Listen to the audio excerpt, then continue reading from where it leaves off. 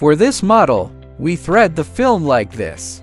First, make sure once the film goes in, the opening faces inward. There's an opening on the inside of the film. Then loosen both sides. Slide them out left and right, and keep it centered. Then clamp it down and lock it. Look at this bracket. Once it's locked, there's a diagram here too. Now thread it up like this. Then down. There's a jog button here. Press it once and this side moves, making it easier to pull the film. When the film is lighter, like now, you'll notice it gets pulled away. That's when we use a counterweight. Tuck it inside to add some weight. Then you won't worry about it pulling away. Then thread this side down too. Then back up. After that, thread it over this rod.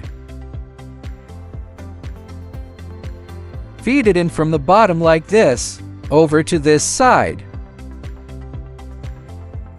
Once you pull the printer open, route it from the bottom over to here. Now, catching it here. Thread it through the last rod, up from the bottom.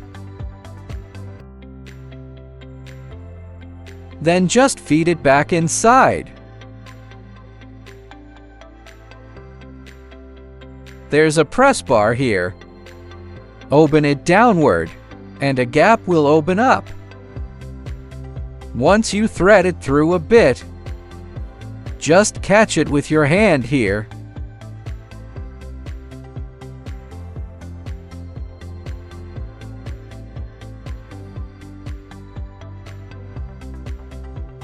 Good! Now the back is nice and even. Next, keep the front just as even. First, take this and loosen the T handles. Let it slide back and side to side. Then smooth the bag out. Keep the hook about a finger's width away. Then lock it.